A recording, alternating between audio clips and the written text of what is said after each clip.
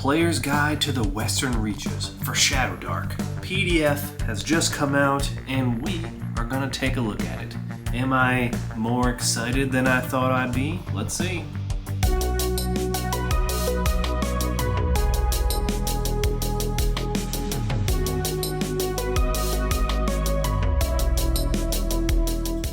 Welcome back to the channel. This is the Sacred Art of Gaming, where I love sharing new fun TTRPG stuff that I'm getting with you guys.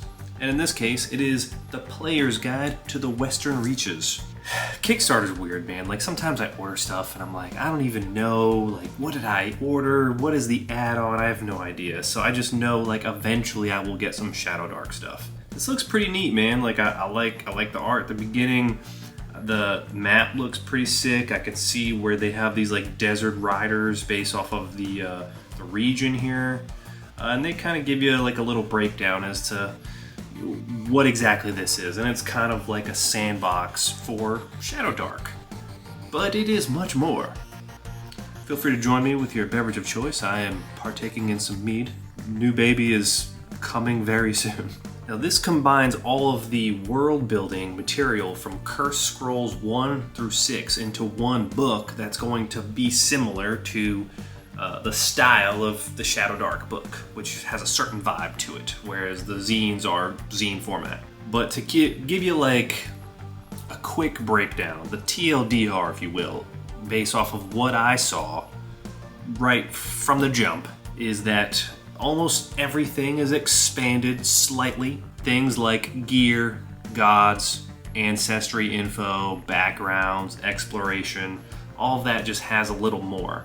They added the Kobold ancestry, which if you use, was it the Shadow Darklings or whatever the hell it is, where you like create characters, Kobold's been on there the whole time. It doesn't technically exist in my book yet. And they also expand upon the other ancestries a little bit with some stuff, and we'll kind of dive into that a little more. They also added secrets as a part of like some more backgrounds, secrets for your backgrounds, a new world map for you to explore. I'm pretty sure there is no world map in Shadowdark, the base game. It's kind of just whatever. Now this is probably the big one. There are new classes. There are quite a few new classes. There are 20 new classes. Holy crap. There's a part of me that likes to think that I'm not the kind of person that gets excited about the, just having infinite character options. I don't know why, but I feel like we kind of shun those people a little bit. Maybe I'm one of those people. I don't know. I'll be honest with you. I get excited about it. I thought, I don't know what I thought, but I didn't realize it was 20. There's quite a few. There's 20 to be exact, but I guess I was just taken back by how many options there were and how cool they were. And it makes me think about like how I've been playing with those base classes this whole time. And then of course with those classes, there's going to be spells for those classes, and I think there are spells for at least the priest, maybe the wizard as well. I think those are expanded upon. And then rules for bastions and warbands, that is new. And factions, I'm pretty sure that is new as well. And then some travel procedures that are just expanded upon a little tighter. Just to list off all 20 of the classes, because I'm sure you are just dying to hear it. Here we go. The Bard, the Basilisk Warrior, the Delver, the Desert Rider, the Duelist, the Green Knight, the Knight of Saint Idris, the Kyzian Archer. It's like a mounted archer.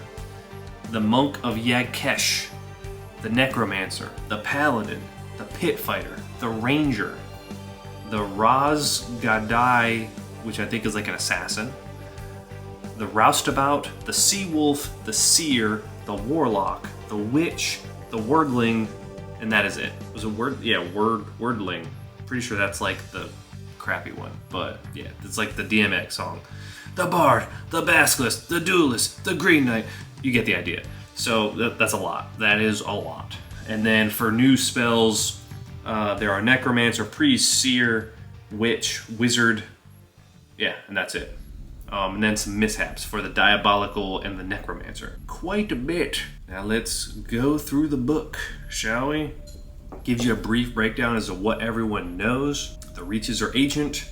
There are faraway lands. It's dangerous out there. The world ends at the last sea. No king has ever ruled all the reaches. The gods are distant. Oh, there's quite a few here. Ancient spirits and beings dwell here. Magic is terribly dangerous. Non-humans aren't very common. And most of the reaches are unexplored. So yeah, we just have a little more information for each ancestry, as well as a trinket. I don't recall there being a trinket. And they also have like the two-part name section, like for the elf, for example, Immorial. If you Ema and Real, you combine them. I dig that. Whereas you can also have Rasa Real. You combine them.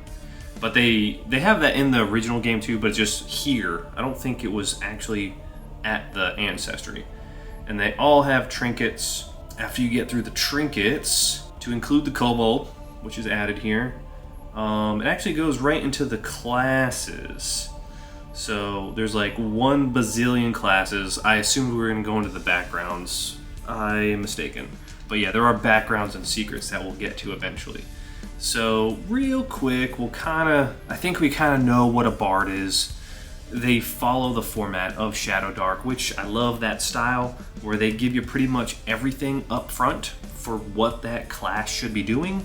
And then you have the 2d6 table where you have these upgrades that still are, like, if you're being honest, they're not terribly exciting for the most part. But it's kind of fun, I'm not gonna lie. It's kind of fun because you have the 2 and the 12 kind of being something on the rare side. But I mean, getting any of these is, I don't know, I dig it. I dig it, and it's kind of interesting that it's random. So then we have the Basilisk Warrior.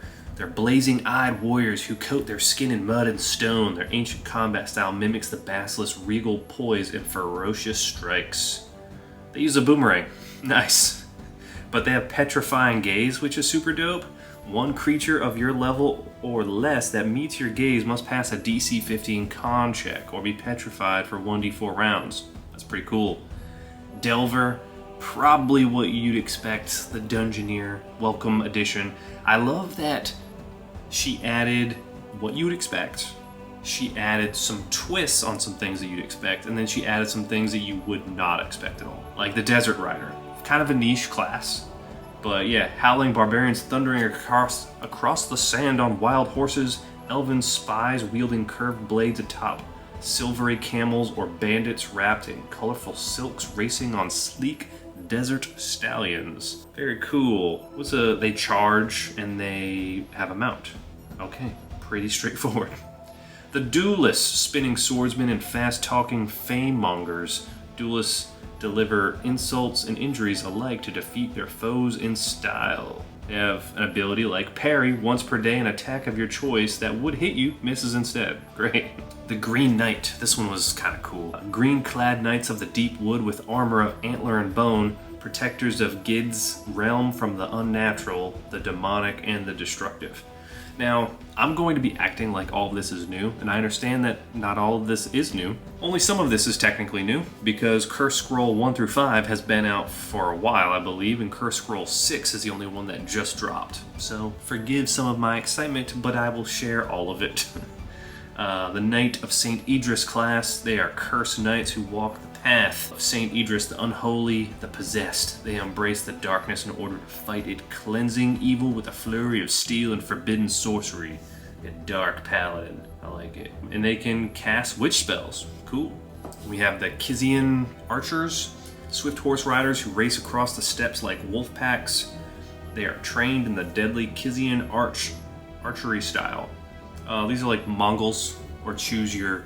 there was a time period where I feel like everyone had mounted horse archers around the downfall of Rome. It's those guys. They have the Kizian quiver. One of your arrow quivers can hold up to 80 arrows while only occupying 1 gear slot. Pretty neat. I was excited about this one. The Monk of Yagkesh. Still, quiet monks in light linen garb, they undergo intense physical and mental training from early childhood in the monastery of Yagkesh. They have Fist of the Moon God.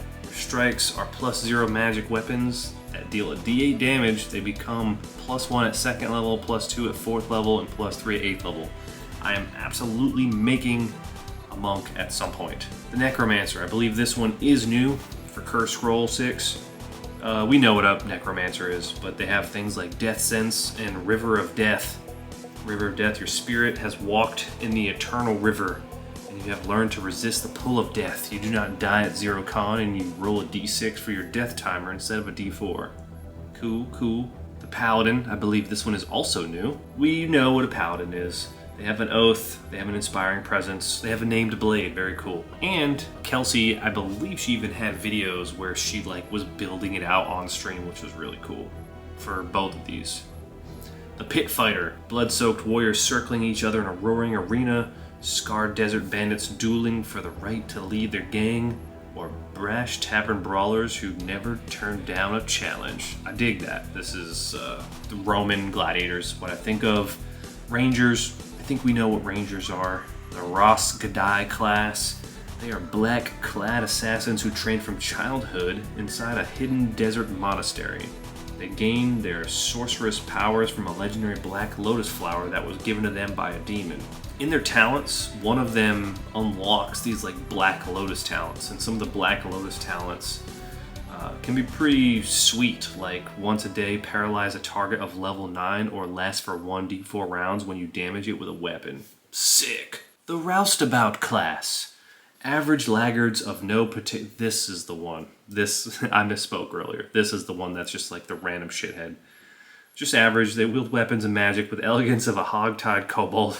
But if their back is against a wall, a glint of bravery may, on rare occasions, rise to the surface. I like that this was added. The Sea Wolf. These are your Vikings. Yeah, definitely Vikings. Then we have Seers. Baleful diviners who reek of blood and smoke. They untangle the whispers of gods by reading the runes, the bones, and the stars. Very cool. The Warlock, we know what that is. The Witch, we know what that witch is more or less. The Wordling, those who have been called down in the dark have listened to the gibbering of vile abominations and have felt the rapturous presence of the lost walking with them in the abyss. One of their weapons is a pseudopod, I'm realizing. Isn't that like a roly-poly? What are these guys? Hideous biology. Just looks like a dude, but it looks like there's a tentacle or something coming out of him. You can sprout a clawed horrid pseudopod from your body. You also have hideous biology. You can hideously stretch your body to fit through... Oh my god. What the heck? Okay, so then we get to the backgrounds. The backgrounds previously, I believe, were only a D20 table. Now it is a D100. Secrets, there's also a D100 roll.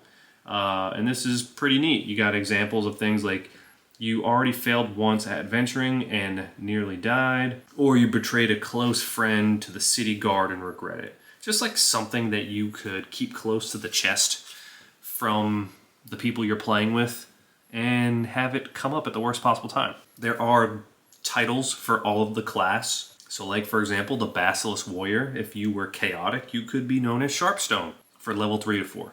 Ooh, and they have that for everything. Very cool. There is a faction generator, but also established factions, which, perfect. That's exactly the kind of... I like having the tools, and then you kind of set me up with a baseline. I love that. You got the Bards, the Jeweled Eye, the Scarlet Bones, the Society, the Torchbearers. Oh, there's quite a bit. Okay. I think just one more. The Wolves of Ladonia.